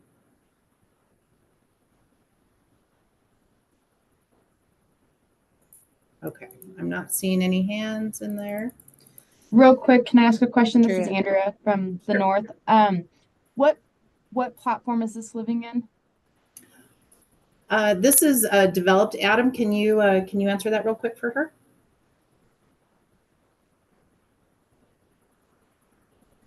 Sorry, I was struggling to find mute with my screen shared. Yeah, so this is it's a custom application that's developed, and it's living inside of the AWS, the Clark County AWS account. So it's, you know, not Salesforce or anything else that you've probably heard of. It's kind of a custom build that we did. There was so much customization needed here, so many specific, unique use cases that we built it completely custom, pretty much from scratch. And any other questions on that, Andrea? Yeah, and another question, because we were looking at doing the same thing with our hospitals, being to automatically upload their data with an MCI into our WebEOC board, and then we also were looking at using a different platform that we were told you could put into WebEOC, so we could embed that link into WebEOC, and then you could log in through WebEOC into that system. Are you guys looking to integrate that into WebEOC, or do you guys use WebEOC? Misty, you're shaking your head no. Yeah, I am shaking my head no. So both of you guys are. Both of us are. So, you know, Andrea, we went down that path post 1 October, and it's not something that will work. And what we ended up doing, and Javari promised us the sun, moon, and stars that they could make this happen. And that just was not the case. We went through about 5 years of that with them, and it never came to fruition. So with Super Bowl on the horizon and F1, we were in the really trying to get this figured out. And there was a couple of vendors that are nationally available. One being Black Swan, who the NFL contracts through, and then Glendale and Scottsdale and the Arizona area, the Phoenix UASI. They have put together a small fraction of what this is to collect missing persons information, and they still didn't accomplish getting hospital patient tracking really locked down. So we took those two models and we married them together and brought forward the best practices that we have learned across the country in the past 6 years and the experience that we had with 1 October. And we found that we just had to develop our own from ground up, because we had all of these vendors that were saying that they could accomplish what we needed, but nobody could, from soup to nuts, provide that initial patient tracking all the way through long-term recovery. So what good is tracking patients if we're not going to provide to them that trauma-informed care post-incident? So we really needed to bring those together. Did you still have a question with your hand up? I do, sorry. Just because we've worked on this, and I helped with develop our own boards in-house here. And so, but by no means are we the way to do it. We're just a way to do it, and how to figure out how to do it in-house several years ago. Are you guys, when you're tracking from the field, are you guys using scanners? That will not work in our community. The volume is too great. Yeah, us too. Okay. Yeah. So Yep. I would be happy to talk through more specifics with you offline, and actually maybe even invite you to join one of our meetings so that you can get more up to speed with the backside of things. So I don't want to delay the presentation too much longer, because I do want Adam to go ahead and go to the next slide real quick. All right. This is where Adam will go ahead and take it from here, please. Yeah, awesome. So on a really high level, I'd like to show you guys what it actually looks like right now. So we've built this. We've had our first iteration in October. We added on to it in November, again in December, kind of meeting different deadlines and trying to, really, we built what's called a minimal viable product in October. So we just kind of stood up the ability to log information, log people into the system, and then we've kind of added on to it as we've gone. And so I'm going to kind of be able to hopefully show and explain that. And so the high level, the kind of overarching thing that we're doing here with the impacted persons database is we want to, be able to create a record for the victim, right? Their person, who they are, where they're from, their demographic information, right? Who is Adam Turner, kind of your basic, person information. Then on top of that, we have the ability to create cases. So what was the incident or event that Adam was involved in, right? And so, on the whole, right, I could be involved over my lifetime in multiple different events. There could be multiple cases in the system for me, depending on my, different victimizations. We also have the ability now to create these incidents, which are kind of like our master records in the system, right? When the UNLV shooting happened, the first thing we did was we created the UNLV incident, so that now any of the people involved in it and the cases that were going to be tagged, we're able to be tagged to this incident, which then allows us to report and search, right, and filter down to, what happened in this incident, who's involved in it, how many cases were there, and then, be able to track that long term. And then, the kind of some of the other features that we've kind of added in and that we have in currently, are the ability to now in the short term assign those cases out to the IFAC, the Family Assistance Center navigators, to be able to manage in the weeks kind of post incident, and then long term be able to kind of hand those off to the Resiliency and Justice Center navigators for the long term care. And so it's actually a case management system as well, both short term and long term, for the partners in the county who are doing case management.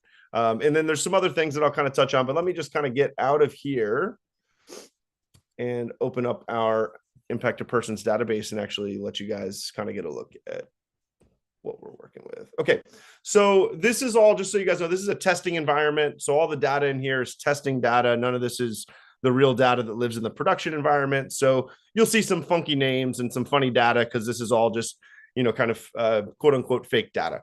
So when a user logs in, right, they're going to have access to some different things. So if I'm a super admin or super user, I can see everything, all of these tabs on the left. And so it's really important, just first and foremost, to note, if I work for the 211 call center or I am a law enforcement victim advocate, I'm going to have different permissions than somebody who's managing cases at the Resiliency and Justice Center. So what you're going to see now is like the holistic look at it, and then just kind of understand that based on the needs and use cases, we've permissioned this out so that it's different based on who you are. So on a really high level, as I kind of scroll through these tabs, the dashboard very soon in the next month is going to become far more dynamic than it is right now. Right now, it's showing us a very high level view of how many cases are in the system, the status of each of those cases. And then if I'm a case manager, it'll show me my caseload and the status of those. This is going to become much more dynamic, much more visual here in the next month. If I track to cases, well, I'll go to the contacts first. So the contacts are the actual people in the system. So John, Tim, George, these are the person records. If I open up any of these, you see details on the victim, everything from street address to email to gender to weight to height, down to, are they deaf, hard of hearing, homeless, etc. So this is kind of the master record for a person, John Doe. And then each person is going to be related to one or more cases, right? And so if I'm on John Doe's record here and I click on this case, it's going to show me that, John Doe was a part of, this incident called Big Incident, which was a mass casualty incident. And then there's a ton of other data and information that's going to be logged by, the case managers who are working this case long term, right? On a really kind of, more locked in view here, are they wounded or deceased, right? Are they unidentified if they're deceased or wounded? Are they a missing person? If they are a missing person, we'll have much more information to kind of answer about this person. But who are they? What's their status? what incident were they a part of. On a high level, that's what we want to be kind of capturing right off the jump here.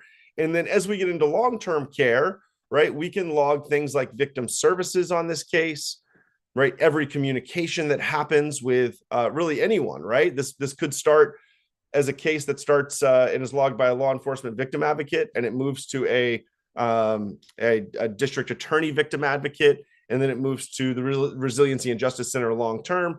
And so we now have a view of what victim services were provided at each level of care. You know, what's the level of communication that's happened at each level of care. And that is really what allows us to be more trauma informed as we handle these cases.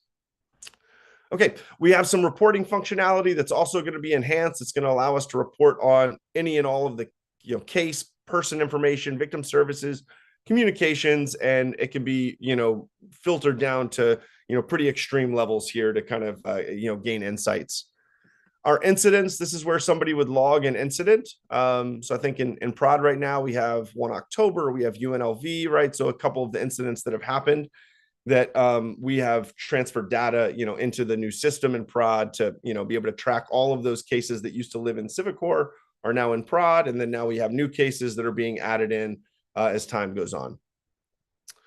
Bulk upload. So this is where our hospital database or hospital spreadsheets can be uploaded. And this would create cases coming in from the hospital immediately post-incident. And then I want to just kind of focus on two things and give us a little bit more insight on two things. So what we've created is we've created a public portal. So if you can imagine immediately post-incident, we can send out a QR code. We can put it out via social media, traditional lines of media. And that QR code can be blasted out and saying, hey, if you have a missing loved one, visit this website and you can log information on that missing person. We also are going to be utilizing this public portal.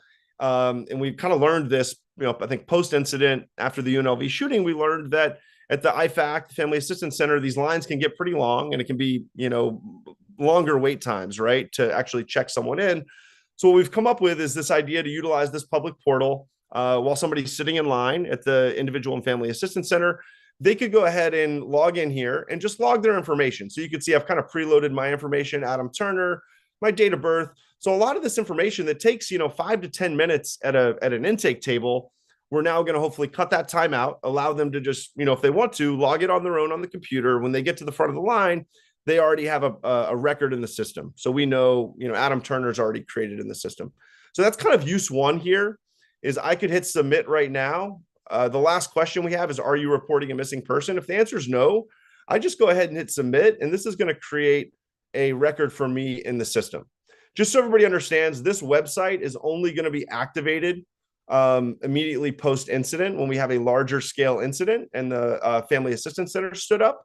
So that's when this website's going to be activated. So people won't be able to come on here just any time of the year and kind of log cases that would potentially clutter our system. Right now, the use case is, hey, if it's immediately post-incident, we're going to activate this public portal. Right now, people can log information on themselves. And then if I answer this question, yes, I can not only log my information as the person who's, coming down to the Family Assistance Center or calling into the call center. I can also, if I hit next, I can now enter information about my loved one who might be missing. So now what we've given is we've given the public a way to log information, hopefully in a more streamlined and efficient manner. If they do have a loved one who's missing, or if they have been impacted, they could utilize this public portal to log that information on top of, right, the Family Assistance Center, the call center, right? There's a lot of different streams and pathways that somebody could log this information post-incident. So once I've logged myself and the missing person information and I've hit submit, what's going to happen is a case is going to be created for that missing person in the system, right? So we'll have cases that now are created and person records that are automatically created here in the system. So I'll pause right there. I do want to show our missing person tab as well, but I want to just I went through a lot right there. I want to see if there's any questions about anything I've kind of covered so far.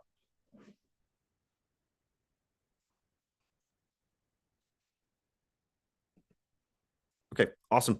I'm going to just show this real quick because I think we're really proud of this. And I think it's something that is going to be really useful and I think be game changing when it comes to reunification. So what we've done now is I've kind of walked you through how we've logged all these different individuals. All these victims are now in the system.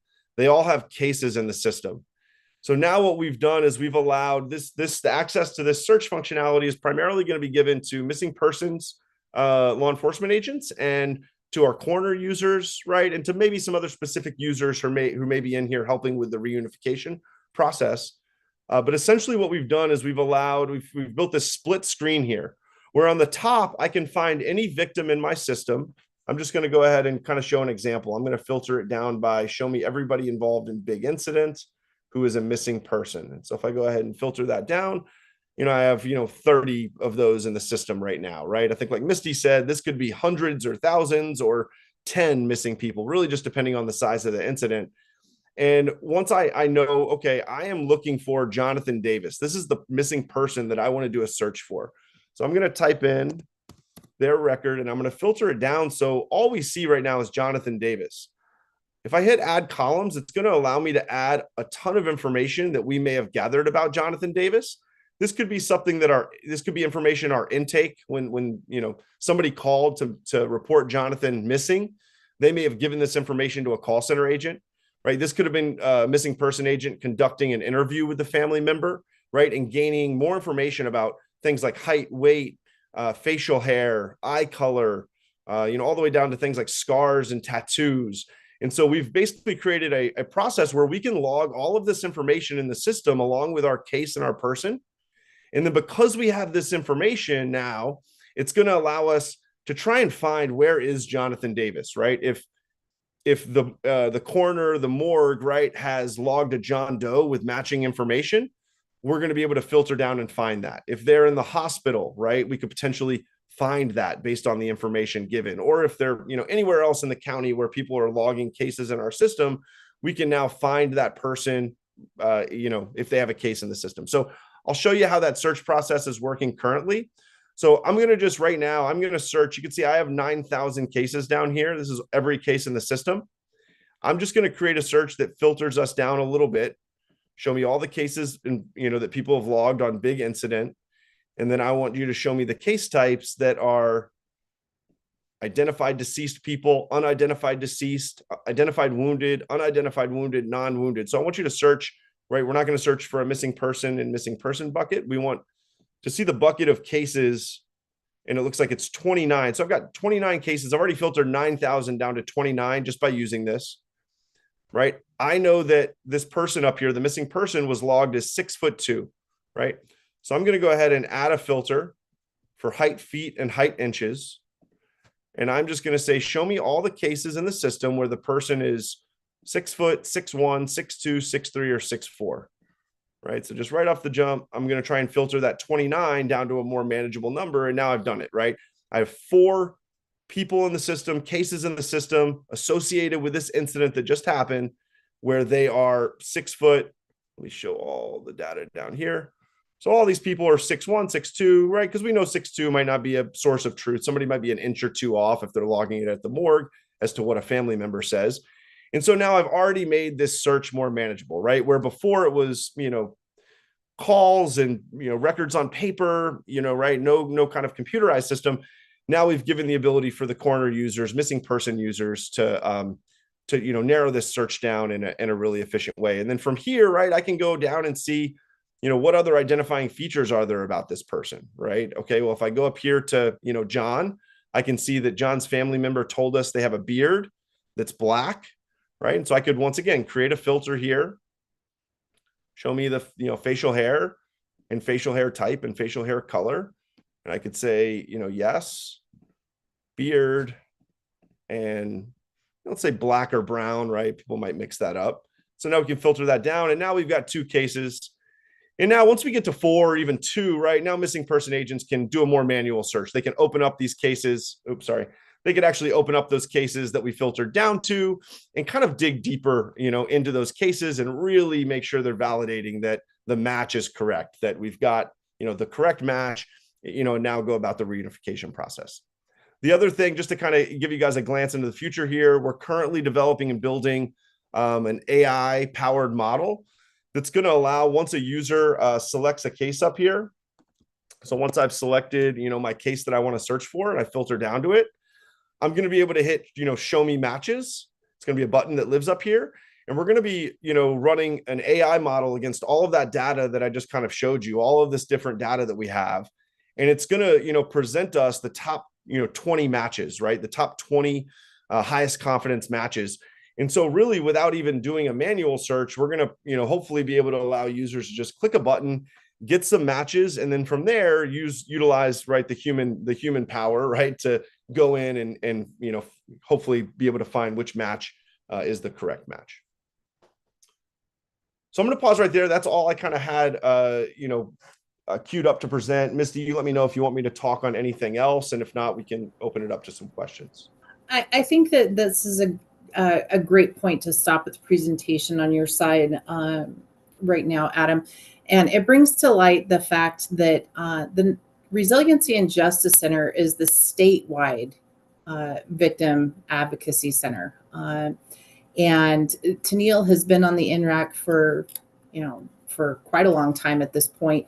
And I think that this new impacted person database, while it is born in Southern Nevada, it lends an opportunity to be used by the Northern Nevada partners when it comes to providing those services at a statewide level. Just as with all of the multi-agency collaboration that's down here, there's opportunity for our Northern Nevada partners to also be users of this system and be able to collaborate with the Justice Center in a more meaningful way that hasn't existed to this point. So this is that jump off point for that availability. Now, the long term of this project, of course, there's some maintenance that goes along with it. To this point, Clark County has invested or has committed to investing close to $1.6 million in the development of this project. There will be about a $200,000 a year cost sharing piece that has not been 100% worked out yet. That's something that the county has committed to covering right now because we recognize the importance of this and the fact that we do need to have that trauma-informed care throughout the region. So more on that will come, but at this point, we just needed to make sure that we had something in place. So could you go to the next slide for me, Adam? I want to make sure, I think that it's the question slide or the timeline. I think I do see a question. I don't know if you see the hand up. Do you? I don't see it. Is it Jean? Yeah, thank you, Adam. Thank you, Misty 1, Misty 2. I'll let you guys decide who's 1 and 2.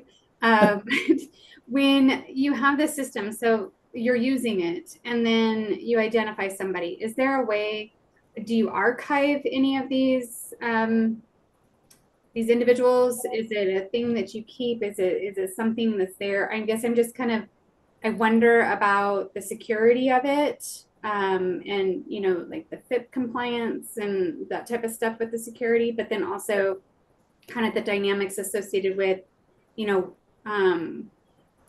as it gets bigger and bigger and bigger. I mean, well, I should hope it doesn't, because that means we've had a lot of really bad things happen, but correct. As it gets bigger, and even though you can like pare down that search, do you ever archive an event or something like that, or an individual that's found? As of right now, I think the security measures that we've taken have met what the requirements are. So there aren't, in terms of how it's been built, right, there aren't security concerns in terms of keeping these contacts in long term. And the advantage of having them in long term is if somebody is re-victimized in some way, that we have a record of who that person was and what their history is, which I think can be useful for the people that are providing care. So right now, right, if you are a victim in the system, you're going to live in the system. We're not planning on archiving the victim records themselves. That hasn't been identified yet, at least as a need. And the cases themselves, similarly, we're not planning on archiving because I think the hope is that we have a historical record of kind of, what someone's gone through, and as they're, if they are right, not re-victimized, that we have that kind of peek at it. But, Misty, I don't know if you have anything else kind of on that. And I think that this is where Tennille could jump in on her side. Yeah, Tennille. thanks, Misty. So what happens is it kind of crosses over to a case management piece. One of the important features of this is there's like a firewall with the case management side that lies with the Resiliency and Justice Center, apart from the other community partners that are inputting data. So the case management piece really will be here with the Resiliency Center. And we want to keep that data. So for example, with 1 October, we still are hearing from people that had never reached out for services before, right? So we have people that have been reaching out from the very beginning. So we have all of that history and data.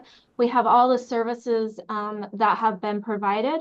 We also are seeing people being victimized in the kind of just the one-on-one victimizations, right? We're able to connect that victimization to that person.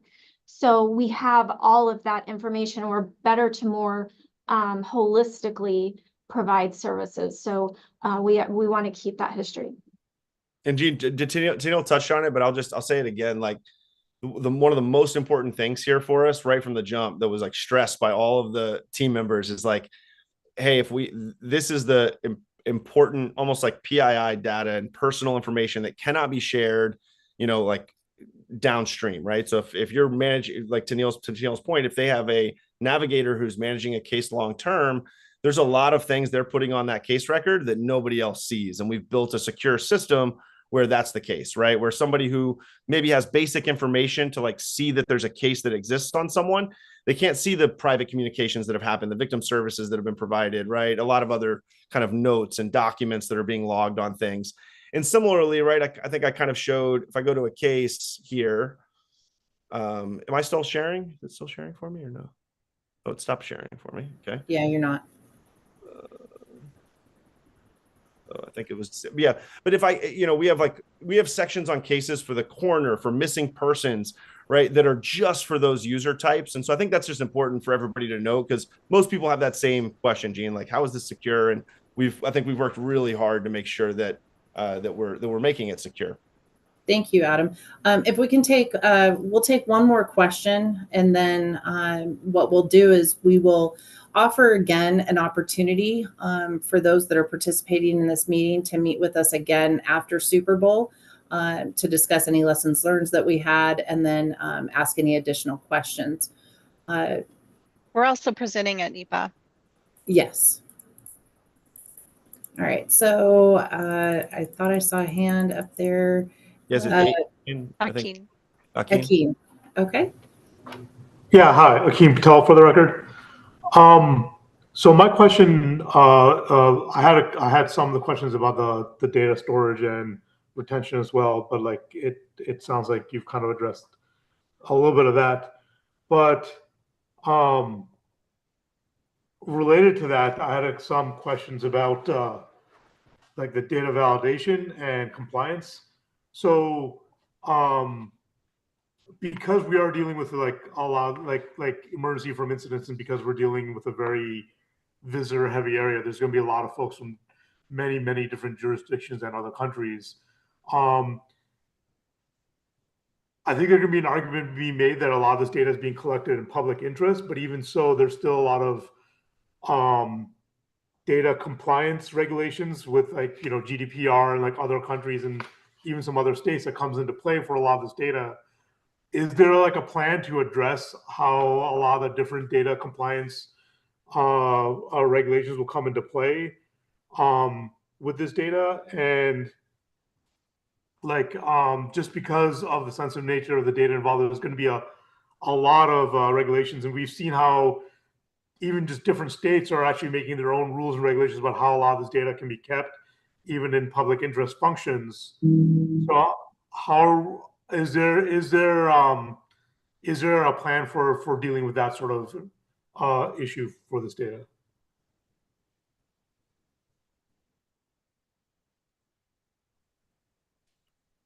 From our perspective, it's a similar answer to the one before. So I in terms of the state regulations and that sort of stuff, I would have to turn over to the people who are leading the charge there. Sure. And I apologize. My connection dropped on me. So, Tennille, I think you may have heard the whole question more than I Yeah. did. Well, I think that one of the issues as well is the fact that it was gathered here in Nevada. And in order for them to be in this database, they had to be present in Nevada for an incident that happened upon the creation of the data. And so I think that it might be a little less complicated as a result of that, because it's not being collected when they're not here, unless they're reaching out to us specifically to get victim services after the fact. So, I mean, we could do some additional research on that piece, but honestly, I feel very comfortable that we're within regulations by being within the state's regulations. Okay, thank you. I see that there is another question, Patrick, but in the interest of time, I think that we have to move on. If you'd like to submit that to me afterwards, I can make sure that we address it. Actually, Misty, can we hear from Patrick real quick, just because we don't want to hear from Nye County? I'd love to hear from him. Yeah, no, go ahead. Thanks, Chief. This is Patrick from Nye County Emergency Management. Just a real quick question. I'm just wondering if this is something that could possibly be shared with the North. Absolutely. We that is part of that discussion that we really we do want to engage all of our partners. So let's talk about that some more once we get past Super Bowl, honestly. All right, yeah, thank you. And Misty, I'll just say, like, this for everybody that's here. I know there's a lot of partners from around the state here. We've built this in a way, like, looking forward, where we could do that, right? That's something that was talked about strategically at the beginning, that, like, okay, here's who we have involved right now, but in the long term, right, there's potential that we're going to be able to add more county partners, more state partners. And so just Patrick and everybody else on the call, just so you guys know, it from our standpoint, MAVQ, we've built it in a way that we've left that door open, and in a way that, you could potentially have, we've had conversations with other people in the county, like, you could potentially use this as a case management system for another stream, right? And we have the ability to put permissions and protections in place where that information would only be accessible to certain users. So I appreciate that question, Patrick. So, and much like family services with the state, there's Unity and Family Tracks, and they're tracking families and providing that service statewide. So that's conceptually where we started out in being able to provide those things. So, Chief Ogerson, we really appreciate the opportunity to have presented to the NRAC today. I want to make sure that we keep the lines of communication open with this group, and come back to you at another point when we work out some of that language that Missy Robinson mentioned that we need to address in legislation, and ask for the support of the NRAC to help continue moving this forward. As I said initially, we knew post 1 October that this was an important process that we needed to put in place and get captured. And we've now found the solution for managing this from the long-term aspect going backwards. And now we need to refine some of those policies and legislation pieces that require our partners to work with us in a meaningful way. So again, we appreciate this opportunity and look forward to coming back before the NRAC. Awesome. Thank you all so much, Tennille and Misty and Adam. Such great work you guys have put into this effort, and a lot of local government dollars for something that, is so much needed for all of us to consider with that reunification piece, and what our legal obligation is under NRS 414-280, along with the HIPAA requirements for that reunification. So you guys are going to do a nice presentation for us in Nevada Preparedness Summit. We're going to continue this discussion, and then we can bring it back up in the future to continue moving forward and seeing how we get forward. With that, I'm going to close item number 6. We're moving to item number 7. This is closing public comment.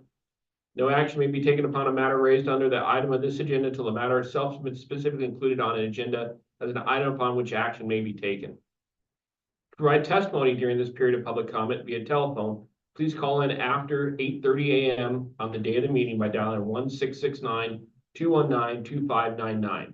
When prompted to provide the meeting ID, enter 686-738-8625 and then press pound or hashtag for the newer generation. When prompted for participant ID, please press pound. When you are asked to provide public comment, please press *6 to unmute yourself, and *6 again when your comments are complete. YouTube's a little bit behind us, so we'll see if there's any public comment in the Zoom world. I do, Dave. It's John back it all for the record. I would like to get it on the record for people that have job openings, if they could please send them to me at either the email on the NEPA webpage or jbacketall@carson.org. We had a good flow going there for a while to get people to send me their jobs so I could post them on the NEPA website. And that's kind of dwindled down to where we currently have no job offerings on there. And I know there's jobs in the state. So if you could send me a link to your webpage, I'll have everything linked directly to you and take it down when the job posting ends. So I appreciate the opportunity to say that. Thank you. Awesome. Thank you, John. Any other Zoom world comments? Anyone here in Carson? Okay, I have two public comments. One is, remember, our next meeting will be about grants. We're still waiting for the federal government to pass a budget, so that way we start the timeline to start the Homeland Security grants. So we haven't scheduled our next meeting until we figure out exactly when that all works. That way we can just hopefully do it at once. And remember, this year, all grants are competitive, so there'll probably be an all-day meeting, and we'll look at having maybe a north and south location. So that way we can be in person, and then anybody who wants to be in Zoom can be in Zoom world too. But it'd be nice to get us together in north and south for that. And the second one, the emergency managers all got a note from me 2 weeks ago about the continuing bomb threats that are going on in public buildings and educational facilities. Noah Boyer, who is, as we know, stuck in the bowels of a casino in Reno, and so it doesn't have cell service, wanted me to remind everyone that we do have 4 EOD teams in the state: Todd Douglas Consolidated, Elko, and Las Vegas Fire Rescue. And all 4 of them are very willing and active participants to assist you guys in any ways with education or training that you might need on that. Just reach out to any of them, or you reach out to us and we can get you connected if you don't have those contacts. Chief, can I add something to that? Bob Denhart, State CISO. I've seen reports from other states that these fake bomb threat, so far fake bomb threats, have not been limited to schools or school districts. There have been reports of legislative buildings, other types of state buildings, county government, basically anything related to government and public safety. There have been bomb threats towards them. So please keep your eyes and ears open and report anything that you see coming in. We take them seriously as a default, but we also try and track down to see, you know, if they are a fake, who's sending them, and try and identify the source on those. Perfect. Thank you, Bob. There we have 2 outstanding fusion centers in the state. Nevada Threat Analysis Center for all counties outside of Clark, and the Southern Nevada Counterterrorism Center, which is the federally designated state state fusion center, working out of Las Vegas Metro for Clark County, and then for the bigger issue that we might need this federally designated fusion center with. Anyone online or on the phone, *6 to unmute yourself. Any public comment? Okay, hearing no further public comment, I'll close item number 7. We'll move to item number 8. And this is a discussion, possible action for adjournment. Anybody want to say we can go home? Andrea S. by motion to adjourn. Andrea S. with the first. John will second. John Backendall with the second. All in favor of going home, say aye. Aye. Aye. Aye. Aye. Anybody who wants to continue the meeting, please say no. Okay, motion adjourned, or motion carries.